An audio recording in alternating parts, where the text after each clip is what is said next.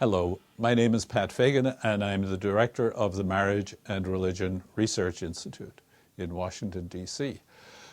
This institute actually is devoted to the study of marriage and religion, which another way of describing that actually is almost the two great loves. The great love in a person's life is the person they marry. And of course, God, when he talks, tells us that we've got to love him more than anyone else, and then our neighbor as ourselves. So the two great loves, actually, the love of God and the love of neighbor, and your closest neighbor is your spouse.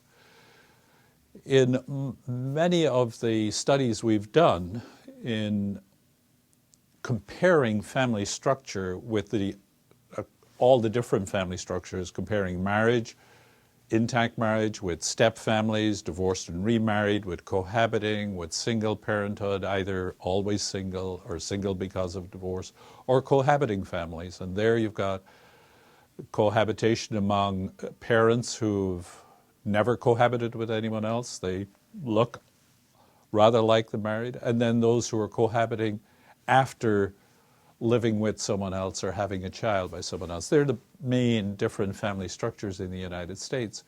When you look across that, for both adults and children, on all the outcomes, people who live, adults and children, in the intact, always intact married family, nationally do best on everything.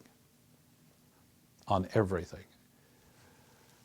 There is no doubt but that marriage is good for the adults, it's best for the adults, it's best for the children.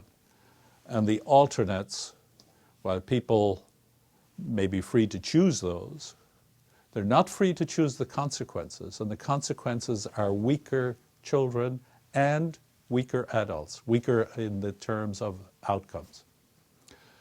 Now, if we go to the love of God, the way sociology will measure that, or one proxy to it, is the frequency with which people worship God.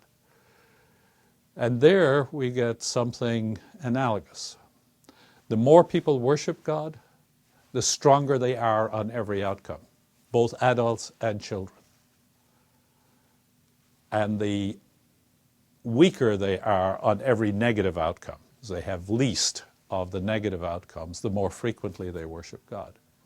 Now, if we marry those two sets of data, and if you go into the federal surveys and look at four groups, the always intact married family that worships God weekly, and on the other extreme, within the married family, the always intact married family that doesn't worship God at all.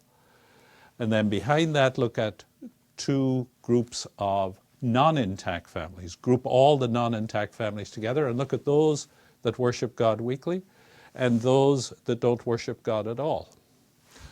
Nationally, on every single outcome, the core strength of the nation is in the intact married family that worships God weekly on every single outcome for both adults and children. And the weakest is the non-intact that doesn't worship God at all. And then the other two jockey for second and third place. On certain outcomes, the married family that doesn't worship God at all is stronger than the broken family that worships God weekly. And on other outcomes, this one is stronger. So depending on the outcome, and that's interesting to see the patterns. But the overall is very clear. The two great loves, the love of spouse and the love of God, as reflected in intact marriage and weekly or more religious worship, are those by which man and society thrives. The core strength, not only of the United States, but I suspect for every other country, though other countries don't measure these, is the intact married family that worships God weekly. And the core weakness, the broken family that doesn't worship God at all. The social sciences, well done, illustrate the way God made men.